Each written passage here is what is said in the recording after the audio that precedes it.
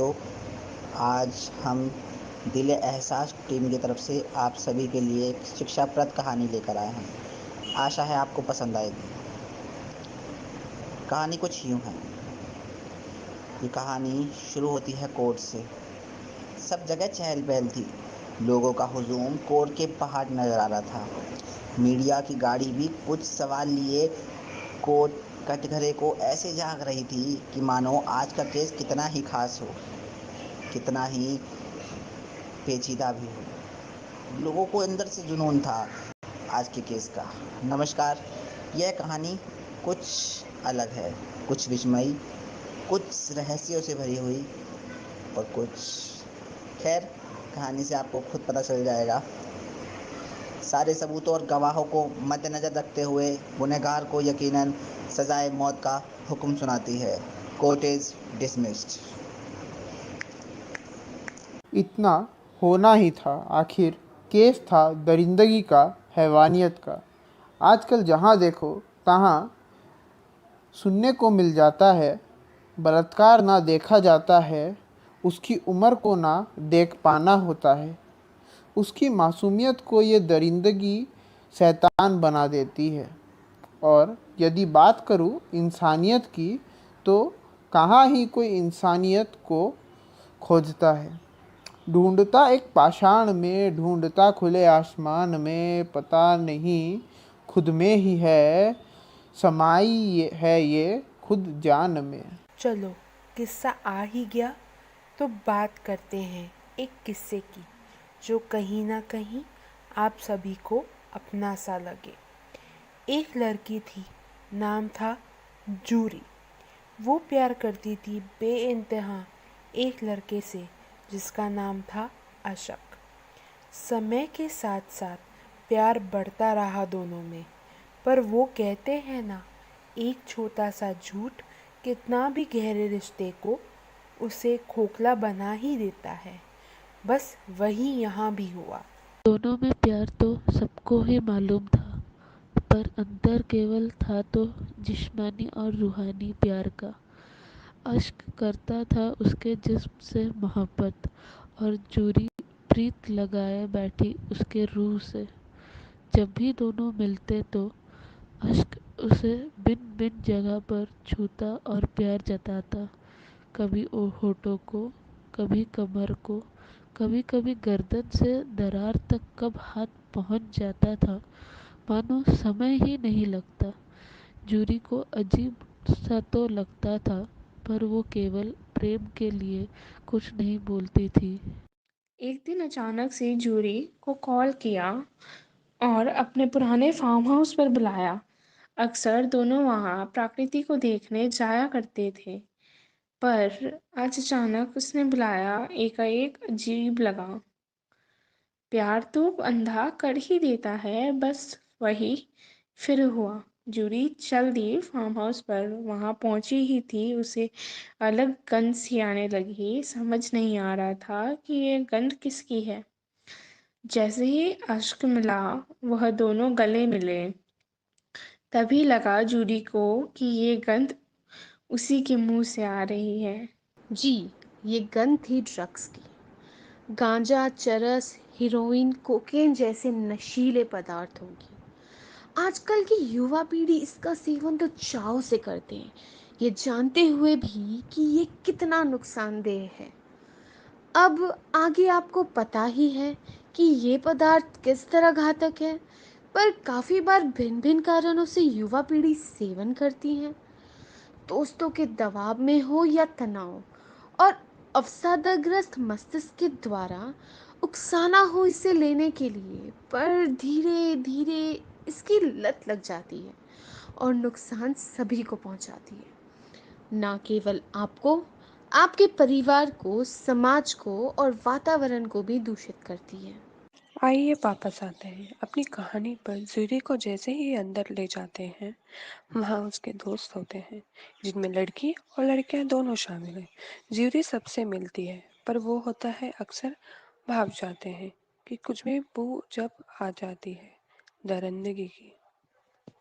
Ask jury को भी तो लेने के लिए यार तुम अकेले लोगे? ज्यूरी भयभीत थी, उसे सब अजीब लग रहा था। अश्क जिसे दवाई का नाम देता आ रहा था, आज समझ आया वो ड्रग्स लेता है। अब आगे ज्यूरी ने कहा, तुम सभी मूर्ख हो, क्यों ड्रग्स लेते हो? अशक, तुम भी यार ऐसा करते हो, और ये लड़कियां भी ऐसे घिनौने काम में साथ दे रही हैं। तुम तो इनको मना करो। तब अश्क की दोस्त सुरेखा कहती, इट्स कॉल्ड फेमिनिज्म डियर। आजकल लड़कियां किसी भी काम में पीछे नहीं रह रही, हर काम में आगे, चाहे कोई भी काम हो। ये देखो, आजकल की नारीवाद की परिभाषा है ये। आप समझ सकते हो मानसिकता किस तरह विकृत हो गई है। कारण कोई भी हो, पर जानना जरूरी है और उसे ख़त्म करना उससे भी ज़रूरी। अब जूरी को बहुत गुस्सा आ रहा था। उसने अश्क का हाथ पकड़ा और कहा, तुम चलो, छोड़ो इन्हें यहीं पर। अश्क को नशा अब तक चढ़ चुका था। उसने चतलाते हुए हाथ चुराया और बोला, तुम जाओ, मैं यहीं रहूँगा। आगे जूरी ने कहा, तुम पागल हो गए हो और तुम्हारे दोस्त भी। मैं जा रही हूँ यहाँ से। इतने देर में अश्क को समझ नहीं आया। उसने जूरी को पास खींचा और बाल पकड़कर बोला, तू बोलेगी मेरे दोस्त के बारे में? तू खुद जानती है कि तू कौन है। तू वैसे है, तू मुझे मत समझाना। कोई लड़का कुछ भी बोल दे, पर जब उसके चरित्र की बात आती है तब वो किसी की नहीं सुनता। उसने गुस्से में थप्पड़ मारा और वहाँ से भाग गई। अश्क को ये सब बर्दाश्त नहीं हुआ, तभी पीछे भागा और पीछा किया। उसके पीछे उसके दोस्त साहिल और हितेश भी भागे। गुस्सा बहुत तेज था। जूरी गुस्से में भागी चली जा रही थी और अश्क उसके पीछे।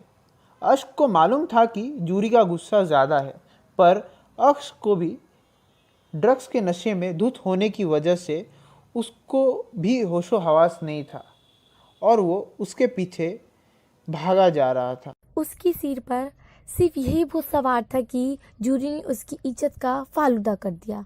उसने उसके दोस्त के सामने उसे थप्पड़ मार दिया। उसको इस बात का बहुत गुस्सा था। उसके साथ उसके पीछे उसके दो दोस्त भी आ रहे थे, जिनकी आंखों को देख साफ पता चल रहा था कि वो किस मनसे से जूरी का पीछा कर रहे थे। जूरी ने जैसे तैसे भागते भागते अपनी सहेली को फ़ोन किया, क्योंकि वो बहुत धैर्य में थी कि कहीं उसके साथ कुछ हो न जाए। जूरी को अंदेशा हो गया था कि उसके साथ अब आगे क्या होने वाला है, इसलिए उसने भागते भागते फ़ोन निकाला अपने पर्स से और अपनी सहेली पल्लवी को कॉल लगाया। वो पल्लवी को कॉल कर ही रही थी कि तभी पीछे से अचानक से हाथ आता है अश्क का और उसके कंधे पे हाथ रख उससे दबा लेता है। इसी छटपटाहट के बीच जूरी का फ़ोन उसके हाथ से गिर जाता है। दूर फार्म हाउस के पास खेतों के बीच ऐसा मंजर कि सामने जूरी है और उसके पीछे कंधे पे हाथ रखता हुआ नशे में धुत अश्क। अश्क के गुस्से और ड्रग्स की आदी होने के वजह से आंखें लाल थी और उसके चेहरे से हैवानियत वो शैतानियत दिख रही थी। जूरी बुरी तरह से डरी हुई थी कि वो अब क्या करे, और वैसे में अश्क के पीछे पीछे उसके दोनों दोस्त भी आ जाते हैं। अब साहिल और हितेश अश्क को उकसा रहे हैं कि जा, तेरी गर्लफ्रेंड ने तुझे चाटा मारा है। अगर मेरी गर्लफ्रेंड होती तो ऐसा कभी नहीं करती। उसने तुम्हारी इज्जत उछाली है सबके सामने और तुम उसे ऐसे ही जाने दोगे? अश्क को वैसे ही नशा बहुत था और उसका नशा सर पर चढ़ा हुआ था। उसने आओ देखा न ताओ, उसने जूरी की इज्जत उतारने की सोची। उसने सोचा कि जब यह वाइसगिरी कर सकती है तो मैं ऐसा क्यों ना करूं। जो ऐसा नहीं था पर इनके मिसअंडरस्टैंडिंग के वजह से और जो वो ड्रग्स लेते हैं उसकी वजह से ये बहुत गलत हो रहा था। पर उसके दोस्तों ने उससे उकसाया कि जब वो तेरी इज्जत उतार सकती है तो तू उसकी क्यों नहीं। दोनों में वो हवस और हैवानियत साफ झलक रही थी। हितेश और साहिल ने उसके हाथ पकड़े, लेकिन वो फ़ोन पे किसी का ध्यान नहीं गया। वो फ़ोन अब तक चल रहा था। फ़ोन पर पल्लवी हेलो हेलो। चिल्ला रही थी। उसे समझ आ रहा था कि कहीं न कहीं ये आवाज़ जूरी की है। दूर दूर तक कोई नहीं था, बिल्कुल सुनसान जगह और सुनसान शाम। उन तीनों ने उसकी इतनी दरिंदगी से नोच नोच के इज्जत उतारी। शायद मैं उन शब्दों को कह न पाऊँ जो उस समय हुए।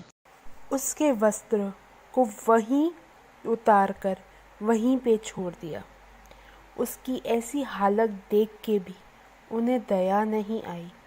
उसके बाद भी उन्होंने उसे बड़ी बुरी तरीके से मार मार कर वहीं छोड़ दिया। रात के अब 1:30 बज गए थे। वह तीनों दरिंदे उसे उस हाल पे वहीं छोड़कर चले गए। फोन अभी चालू था। पल्लवी जाती है पुलिस स्टेशन में, कोशिश करती है कि उसके फ्रेंड बच जाए। अब अश्क, साहिल और हितेश वापस से फार्म हाउस आ जाते हैं और अपने बाकी के दोस्तों को बताते हैं। वैसे भी वो नशे में धुत होते हैं तो उतने ध्यान न देता कोई, ना ही कोई सुनता, ना ही कोई समझता। और सुबह का जब नशा उनका उतरता है तो वो भागे भागे जाते हैं उस लॉज के पास, क्योंकि अब तक तो जूरी की मौत हो चुकी होती है। जब वहां जाते हैं तो पाते हैं कि पुलिस वहां आ चुकी थी और पल्लवी पुलिस के साथ वहां खड़ी थी। अब कहीं ना कहीं पल्लवी की नजर में भी था कि वहां क्या हुआ था। ऐसा क्या हुआ था कि शाम को अचानक से ही जूरी का फार्म हाउस आना हुआ। पल्लवी जानती थी कि कहीं ना कहीं इन सब के पीछे अश्क का हाथ है। पल्लवी ने पुलिस को सारी बातें बता दी। अब पुलिस अश्क को ढूंढने के लिए चल चुकी थी। अब अश्क, साहिल, सुरेखा सब जानते थे कि सब फंसेंगे। ड्रग्स लेना कानूनन जुर्म है और उसके ऊपर से बलात्कार। पुलिस ढूंढने में लगी हुई थी, चारों ओर ढूंढ रही थी। पुलिस ने अश्क के फ़ोन की कॉल लिस्ट चेक की और उसके कॉल रिकॉर्ड सुने तो पता चला कि अश्क जूरी को भी ड्रग्स देता था, जूरी के साथ शारीरिक संबंध बनाने के लिए। पर इस बारे में जूरी को कुछ पता नहीं था और ना ही उसके घर वालों को। जूरी को इसकी कोई लत भी नहीं थी, पर शारीरिक संबंध बनाने के लिए अश्क ऐसा करता था। इतने कश्मकश के बाद पुलिस उन पांचों को ढूंढ ही लेती है और पुलिस के लिए ये काम बहुत ही आसान था। अब साहिल, हितेश, अश्क, सुरेखा और वैभवी ये सभी पुलिस की हिरासत में थे। पुलिस को पता चल जाता है कि ये लोग ड्रग्स के आदी थे। ये आए दिन ड्रग्स अवैध रूप से लाते थे और उसका सेवन करते थे। अब उन पर केस तो चल चुका था, लेकिन ये केस की सुनवाई सालों चलने वाली थी, क्योंकि ये केस आसानी से सुनवाई नहीं हो सकती। ऐसे केस न जाने कितने ही कोर्ट में अभी तक चलते आ रहे हैं और इसी तरीके से चलते आ रहे हैं। खैर, आगे बढ़ते हैं। कोर्ट में केस चलता रहा और तारीख बढ़ती रही, पर फैसला नहीं सुनाया गया। ये सब पल्लवी को अजीब लगा कि एक नारी होके नारी की रक्षा नहीं कर पाए। पल्लवी सोचती है कि जीते जी तो नहीं, पर उसके मौत के बाद उसको इंसाफ ज़रूर दिलाऊंगी। यही होता है असली नारीवाद, कि नारी को उठाने के लिए एक नारी को साथ लेने के लिए एक नारी आगे आई, और सिर्फ नारी नहीं, एक समाज साथ आया, जो कि अब होने वाला था। पल्लवी की आवाज़, जूरी के इंसाफ की आवाज़ धीरे धीरे पूरे भारत में फैलने लगी। सोशल मीडिया के थ्रू, ट्विटर के थ्रू और ना जाने कितने माध्यमों से उनकी आवाज़ सब लोगों तक पहुंचने लगी, तो कोर्ट को भी इसी चलते अपना फैसला सुनाना पड़ा। तो आइए कहानी अंत की ओर आ चुकी है। कहानी जहाँ से शुरू हुई थी, चलिए उसी मंज़र पर दोबारा चलते हैं। कहानी शुरू हुई थी कोर्ट से। कोर्ट में चहल पहल थी। लोगों का एक झुंड कोर्ट के बाहर खड़ा हुआ था। लाखों लोगों की भीड़ कोर्ट के बाहर सिर्फ एक फैसले का इंतज़ार कर रही थी, और उस फैसले के ही इंतज़ार में कई मीडिया की गाड़ी भी अपने सवाल लिए कटघरे को झाँक रही थी, कि मानो उन्हें कुछ जानना हो, उन्हें कुछ सवाल पूछने हों। उनके सवाल जो पेचीदा तो नहीं थे, पर जानने ज़रूरी थे। उनको जानना था कि ड्रग्स कैसे आए, उनको जानना था कि बलात्कार किसने करा, उनको जानना था कि गुनहगार को सज़ा क्या मिलने वाली है, और ऐसे ही बहुत कुछ ऐसे सवाल थे जो उनके जहन में घूम रहे थे। खैर, आजकल इंसानियत दोस्तों में नहीं रही। आजकल इंसानियत दोस्तों में नहीं रही। आजकल इंसानियत इंसान में खुद नहीं रही। तो हम अब किसकी बात करें? अब पूरे समाज में लोगों को पता चला जब कि बलात्कार करने वाला कोई और नहीं बल्कि उसका प्रेमी खुद था। तो अब मान सकते हैं कि इंसानियत कहाँ ही होगी। कहानी यहीं समाप्त होती है जहाँ से शुरू हुई थी। सारे सबूतों और गवाहों को मद्देनज़र रखते हुए कोर्ट गुनहगार को यकीनन सजाए मौत का हुक्म सुनाती है। Court is dismissed.